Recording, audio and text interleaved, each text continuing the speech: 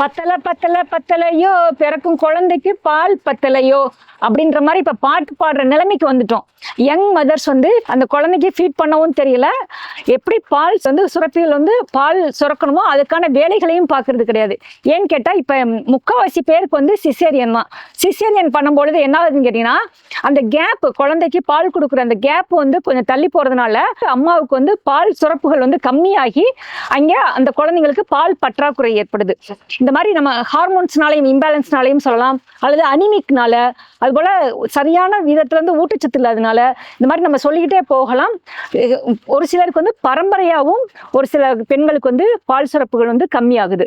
அப்ப இதற்கெல்லாம் என்ன காரணம்னு நம்ம தெரிஞ்சுக்கலாமா அப்படின்னு கேட்டா, இப்ப ரீசண்டா நான் ஒரு ஆராய்ச்சி கட்டுரைகள் படிச்சேன்.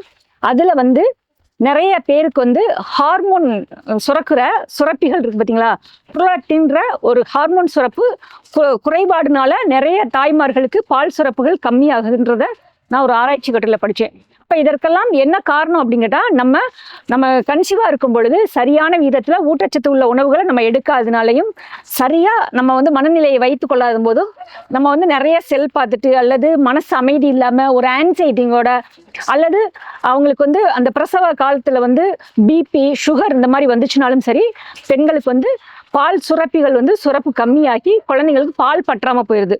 சரி, ஓகே, பால் பற்றாம போயிடுச்சுன்னா என்ன பண்றோம்னு தெரியுமா?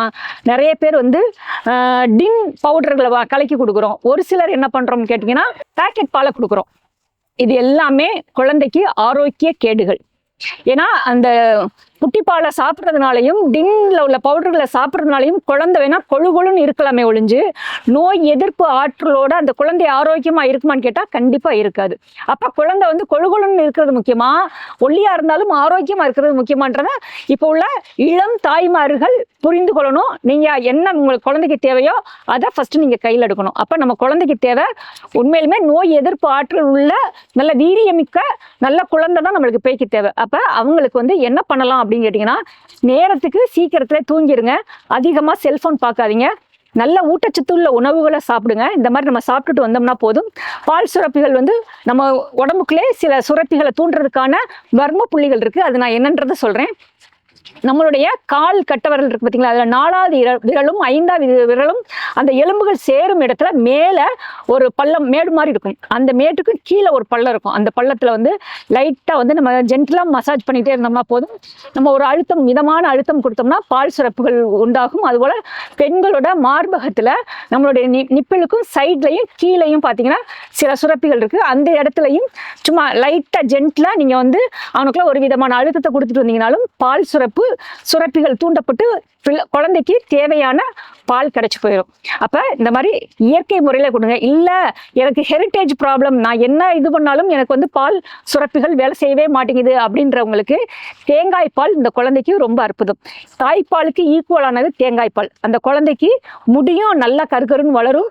ஸ்கின்னும் பார்த்தீங்கன்னா நல்ல கோலஜன்ல இருந்து அந்த ஸ்கின் வந்து அப்படி ஒரு க்ளோவா அந்த ஷைனிங்கா அந்த குழந்தைக்கு கிடைக்கும். அதுபோல எலும்பும் பலப்படும். இன்னும் உள்ள உறுப்புல உள்ள எல்லா ஆர்கனுமே பார்த்தீங்கன்னா அந்த குழந்தைக்கு நல்ல செயல்பாடு, அதாவது சக்தி, ஆற்றல் சக்தியை உண்டு பண்ணக்கூடிய ஆற்றலை இந்த தேங்காய் பால் கொடுக்குது. அப்ப குழந்தையோட உறுப்புகளோட வளர்ச்சிக்கும் இந்த தேங்காய் பால் வந்து அற்புதமா வேலை செய்யுது. அப்படி அமிர்தமான உணவு தேங்காய் பால். அந்த தேங்காய் பாலை கொடுத்துட்டே வந்தோம்னா அந்த குழந்தை ரொம்ப ஆரோக்கியமா இருக்கும். அதுபோல இந்த புட்டிப்பால், இந்த பவுடர் பால் எல்லாம் தவிர்த்துட்டு இந்த தேங்காய் பால் முடிஞ்சா கொடுங்க. இல்லாட்டினா தாய்ப்பால் கொடுப்பது மிகச்சிறந்தது. இந்த மாதிரி தாய்ப்பால் கொடுத்து குழந்தைகள் எல்லாம் ஆரோக்கியமாக வளர்வதற்கு உங்களால் முடிஞ்ச அளவுக்கு இந்த வீடியோவை ஷேர் பண்ணுங்க, சப்ஸ்கிரைப் பண்ணுங்க.